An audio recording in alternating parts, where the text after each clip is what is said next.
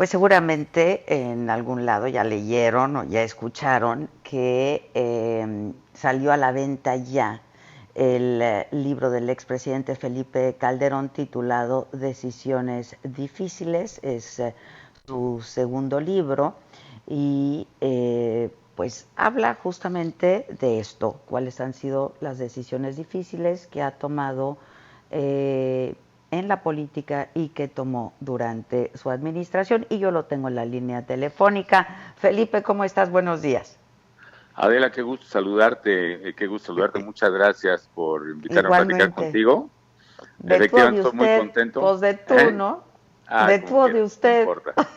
Es igual para mí, es igual. Bien, la verdad es que muy contento con la publicación de Decisiones Difíciles. Una decisión difícil también porque con esto de la pandemia, pues solo está a la venta por internet, ¿no?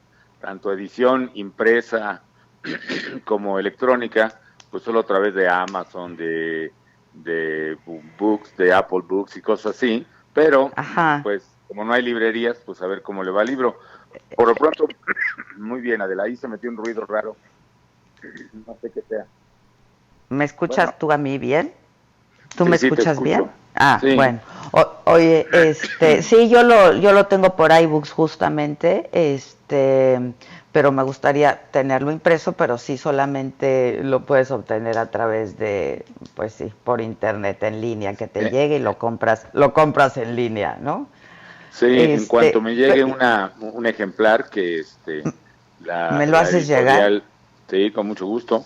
Ellos Ya. se iban a encargar de eso, pero bueno, yo te lo voy a llevar con mucho gusto. No lo tengo ahora porque la impresión que se hizo fue un tiraje que se distribuyó a estas tiendas virtuales y para al parecer ya se tienen que reimprimirlo rápidamente. Entonces, con mucho gusto lo mando, Adela.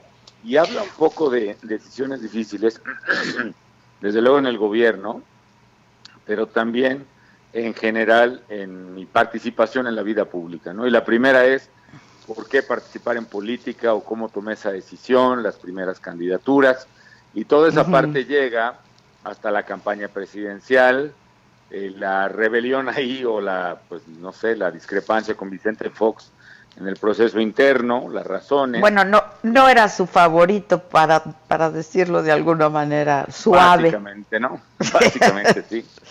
Pero Pero bueno, traías había tu gallo que cantaba todas las mañanas. sí, horrible.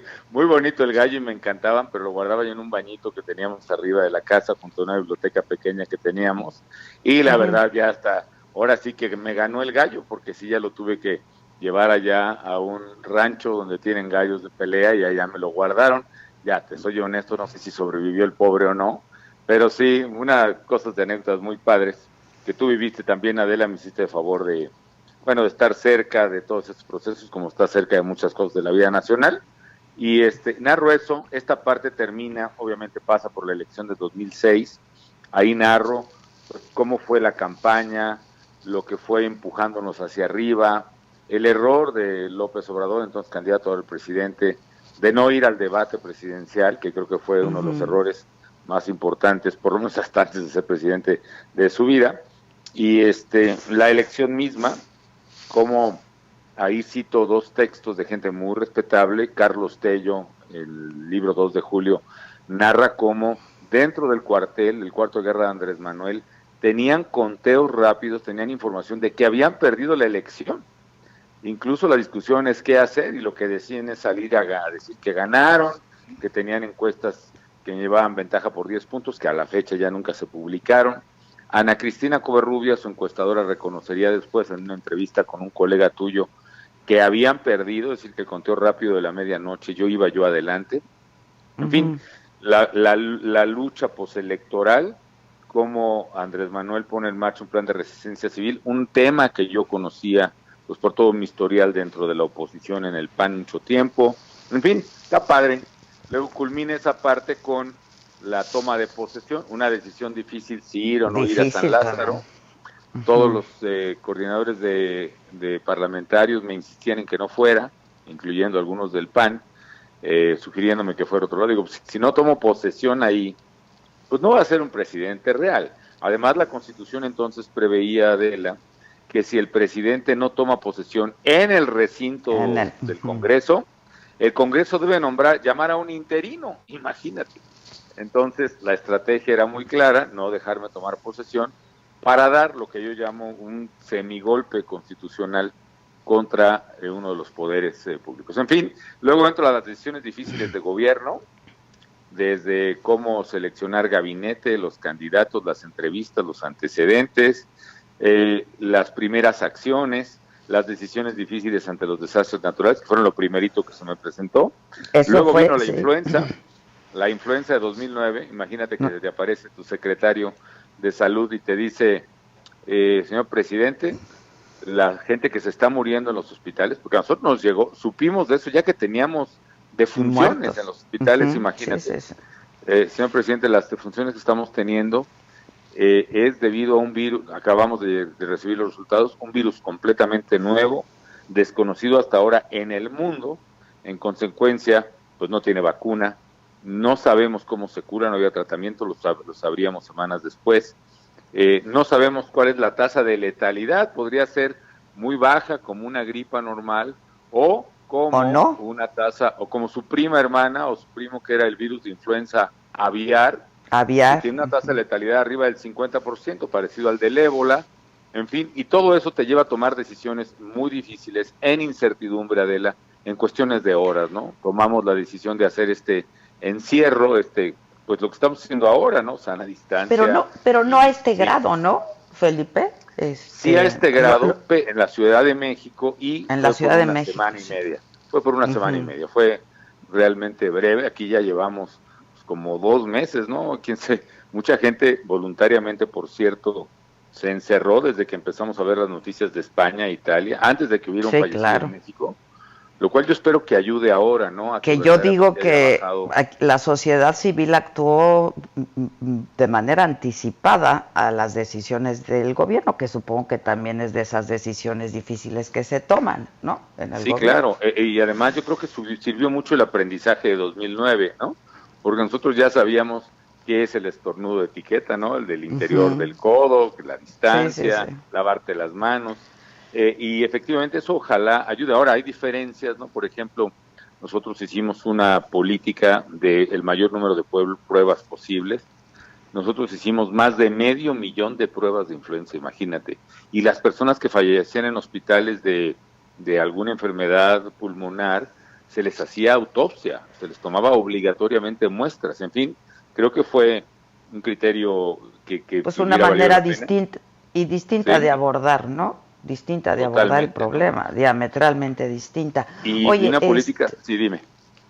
No, capítulo aparte, por supuesto, en el libro también, la seguridad, de afrontar la inseguridad y la lucha contra el narcotráfico, que primero se llamó la guerra contra el narcotráfico, ¿no? Sí, a ese respecto yo aclaraba en un libro anterior, lo aclaraba también en pero quién sabe en qué parte de creo que escribí más de 1000 páginas y pues lo fueron reduciendo a 500, lo cual es mucho todavía, pero pues ni modo. Pero aclaraba lo que aclaraba en el anterior antes. Yo jamás llamé la guerra contra el narcotráfico.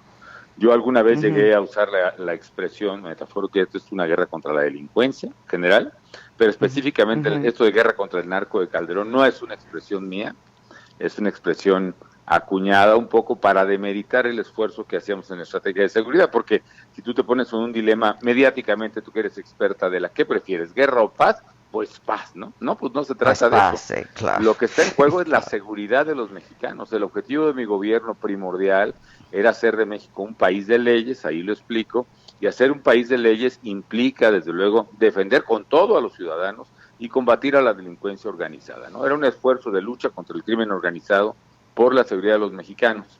Y sí, es un capítulo que me costó mucho trabajo escribir. Opté por narrar los hechos, pero también dar una explicación del fenómeno que está pasando, Adela. Y más que la droga, porque a mí, más que interesarme que si alguien fuma mota, no fuma, etcétera, etcétera, a mí lo que me preocupa, y me preocupaba entonces, me preocupa ahora, es un fenómeno que llamo ahí, se llama captura del Estado. ¿Qué es esto? Que el crimen organizado va tomando posesión, se va apoderando de instituciones del Estado mexicano, de policías, de ministerios públicos, de jueces, de alcaldes, de gobernadores, de secretarios, que hace precisamente que el mayor riesgo a la seguridad nacional, en mi opinión, era entonces y sigue siendo la captura del Estado por parte del crimen. Yo cuando vi eso, cuando vi el avance que estaba teniendo, tomé las decisiones difíciles que tomé, que es poner una estrategia para combatirlo, que básicamente son 3 ejes: combatir a los delincuentes, no tolerarlos, no arreglarse con ellos, no dar la vista, voltear para otro lado. Combatir a los delincuentes, 1. 2, más importante que eso, construir instituciones de seguridad y de justicia confiables y eficaces. Ese es el origen, por cierto, de la Policía Federal, lo explico ahí también. Se diseñó una policía civil, mando civil, estructura civil, etcétera, etcétera, que fuera independiente pues de las propias Fuerzas Armadas, pero que pudiera colaborar y contar con ellas. Y tercero y más importante también es reconstruir el tejido social, algo que en eso el presidente López Obrador tiene razón. Es muy importante combatir las causas sociales de la violencia, pero eso no basta. Hay que hacer las 3 cosas, porque si no, no se arregla el asunto, ¿no? Y pasan los años, Felipe, y seguimos hablando de lo mismo, y seguimos enfrentando el mismo problema, y seguimos sumergidos en el mismo problema. Entonces, la pregunta sería, ¿fue un ejercicio estéril? ¿Tantas muertes fueron en vano? No, y vamos por partes. Una, también explico en el libro que las muertes, la violencia en México y los homicidios no se deben a la acción del Estado, Adela, no se deben a lo que haga yo, lo que haga el presidente López Obrador, el presidente Peña, nadie. Se debe a que hubo un cambio muy importante en la manera de que operan los criminales, y la variable de disputa territorial del control de territorio se volvió la más importante. La pelea por cachos del territorio mexicano, la pelea por ciudades, por plazas, como les llaman ellos, es lo que explica los homicidios. La disputa cruel, feroz, violenta, horrenda, no es por lo que haga el gobierno, quizá es por lo que deja de hacer, pero es definitivamente la lucha por la disputa territorial. Los homicidas tienen nombre y apellido, son gente que debe ir a la justicia y el Estado debe perseguirlos primero. Segundo, la estrategia, cuando se aplica integralmente, los 3 ejes que te digo: combatir al crimen, construir instituciones, reconstruir tejido social, y hay colaboración de las autoridades estatales, sí funciona. Y yo muestro ahí varios casos, bueno, los escribo, pero pongo gráfica, por ejemplo, en el caso de Tijuana, de Ciudad Juárez o la zona metropolitana de Monterrey, los homicidios bajaron. En el caso de Ciudad Juárez, 83% desde su pico. En el caso de zona metropolitana de Monterrey, 89% desde su pico. Y a nivel nacional, los homicidios sí bajaron 25% entre 2011 y 2012, que dejé la presidencia de la República. Siguieron de bajada 2 años más por la inercia que tenía una estrategia que yo pienso que empezaba a dar resultados, pero también distingo en el libro que esa estrategia no se siguió. No basta con encargarle cosas al ejército, tienes que hacer estas 3 cosas: construir instituciones. Y, por ejemplo, el esfuerzo institucional se paró, se pasó la seguridad, se desapareció la Secretaría de Seguridad Pública, se pasó bajo el mando de Gobernación, lo cual es darle un sesgo totalmente político, reducir su eficacia y su prioridad. Se le redujo presupuesto a la Policía Federal, se desapareció o se dejó de utilizar correctamente la plataforma México, que era una super base de datos informática que tenía pues el estado del arte, digamos, era la vanguardia en información criminal, que le daba una gran ventaja al Estado sobre los criminales. En fin, yo afirmo que no hubo continuidad en la estrategia, y por eso los homicidios y la violencia comenzó a repuntar en 2015 hasta los niveles que ahorita tenemos, que están siendo pues los más altos en la historia moderna, al menos desde que se tiene registro en México, ¿no? Entonces, eso lo explico también. Y de pronto, pues parece, no sé si coincidas conmigo, surrealista ver en las noticias, ¿no?, en la televisión, en las redes sociales, etcétera, etcétera, a los carteles de la droga repartiendo despensas a la gente, ¿no? Sí, es que la palabra es sensacional, surrealista, pero ahora sí que nos ganó la surrealidad, ¿no? Porque esa es la verdad, Adela. ¿Quién gobierna en esas regiones? ¿Quién gobierna? Ese es el dilema que tiene que enfrentarse desde el poder, el Estado o los criminales. Yo digo, no, señores, aquí la ley que manda es la ley de los mexicanos.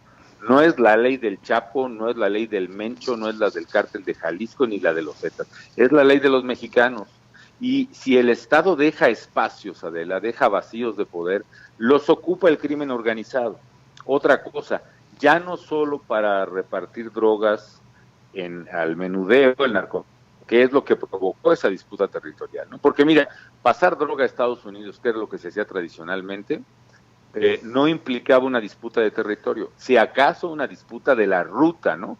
A ellos les interesaba controlar la carretera, por ejemplo, de Hermosillo a Nogales, o de Guadalajara a Nogales, o a Tijuana, pero distribuir droga en una ciudad implica que en lugar de que pongas paquetes que te dan 1 tonelada de droga en un camión, en el fondo de un camión, implica vender, si es que no desdoblan la droga, ¿no? Si es que no la cortan, como dicen ellos, para echarle ahora sí que otras sustancias que la adelgacen y les permitan vender más, 1 millón de bolsitas de 1 gramo, la misma tonelada es 1 millón de bolsitas, Adela, a distribuirlas en tienditas, en tables, en bares, en antros, en los sitios de taxis, etcétera, etcétera, lo cual implica un despliegue territorial. Eso es lo que pasó en este siglo. ¿Por qué pasó? Pues hay varias causas. Una fue porque, hay quien dice que fue porque los colombianos empezaron a pagar en especie. Yo no me creo tanto esa. Yo creo que simplemente México, con el Tratado de Libre Comercio y con la estabilidad económica que finalmente sí pudimos proveer, tanto la última parte del presidente Zedillo como el presidente Fox y yo, la verdad la gente pudo comprar más cosas, los chavos, y la gente pudo ir a más fiestas, consumir más, pues ya no solo alcohol, sino desgraciadamente, pues droga. Y ese se volvió un nuevo negocio, un mercado que atacar, digamos, por los criminales, y eso empieza la disputa territorial. El otro fenómeno es que sí fuimos muy luchones para construir democracia, para construir el IFE, que me tocó, también lo narro ahí en un capítulo, cómo me tocó negociar con Porfirio, con Oñate, con Chaufet y con el presidente Zedillo, la reforma electoral que llamamos definitiva, aquella que trajo a Woldenberg al frente del IFE, por primera vez un órgano totalmente ciudadano y que fue muy positivo para México, permitió la transición. Para eso sí le echamos muchas ganas, pero cuando desaparece el presidencialismo viejo, que ojalá, todo parece indicar que se está reconstruyendo ahora, ojalá no se haga, cuando desaparece el presidencialismo viejo, todo ese poder se va a los gobernadores. Y no hay ningún control ni de sus decisiones, ni de sus presupuestos, ni de su gasto, ni de sus arreglos o complicidades. Entonces eso genera que crezca, que se acelere más el poder, la disputa por el territorio de los criminales. Eso pasa en el siglo XX. Dicen que una definición de populismo es prometer soluciones fáciles a problemas que no tienen soluciones fáciles. Es hacer explicaciones simplistas a problemas que son complejos. Este es un problema complejo, que no tiene solución fácil, pero son puras, que no se explica nada más.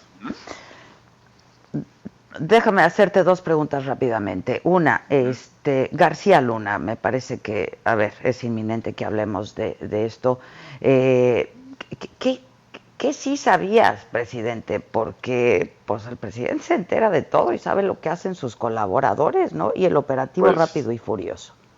Mira, no se entera de todo, ni sabe todo lo que hacen sus colaboradores. La verdad es que tú estás gobernando, estás en múltiples problemas, en múltiples frentes.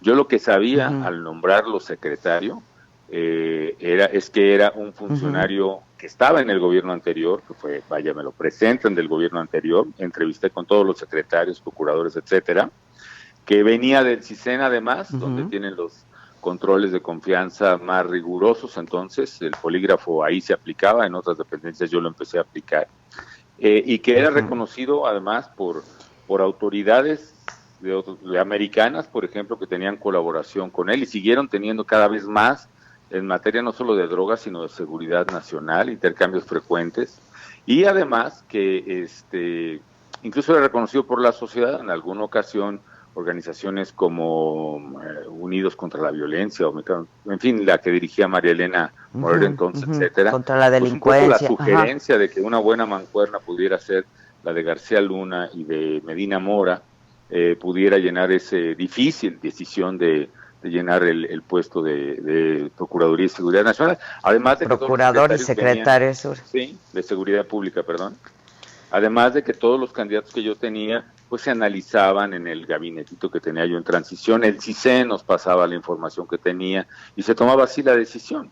La verdad es que eso fue lo que pasó. La había rumores, chismes, siempre hay, yo creo, y las había, de señalamientos, de versiones, de chismes, pero cuando les pedías pruebas, las evidencias, etcétera, pues estas no llegaban, esa es la verdad, y el trabajo se hacía cotidiano, ¿no? Hay mucha información de su caso, por ejemplo, pues que se conoce hasta ahora, ¿no?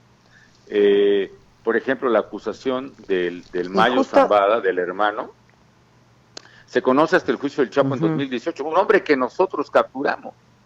O sea, mi gobierno ha capturado prácticamente a todos los grandes capos, salvo el Chapo, que se atraparon en muchos años. Dime.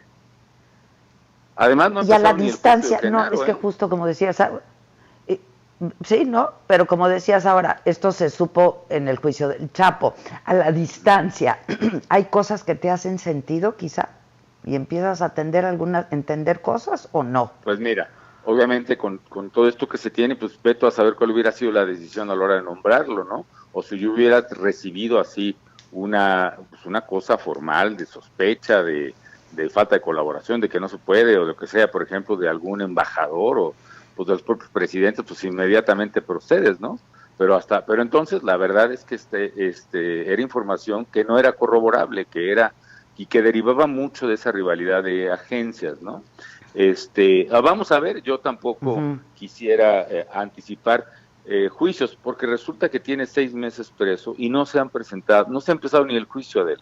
No sé qué evidencias haya, pero si no se conocen ahora, pues menos se conocían entonces, ¿no? Oye, ¿me aguantas que vayamos un corte y volvemos? Porque son muy 5 minutitos aquí más, ahora con los cortes. Órale, ¿sí? Sale. Bueno, entonces rapidísimo, hacemos una pausa solamente para hablar de Rápido y Furioso y de la carta que le mandaste al presidente. No ha acusado de recibido, ¿sí? No, pero bueno, en fin, no necesitaba hacerlo tampoco. No, pero bueno, ahorita, hacemos una pausa y volvemos rapidísimo. Gracias. ¿No? Órale.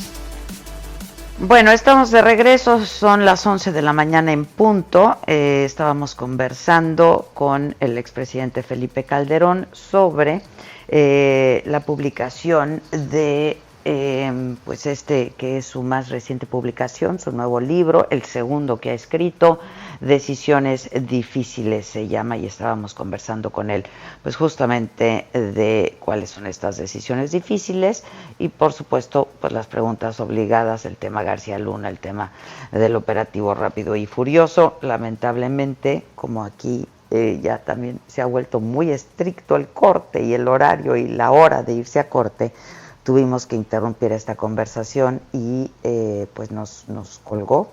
Estamos intentando restablecer contacto con él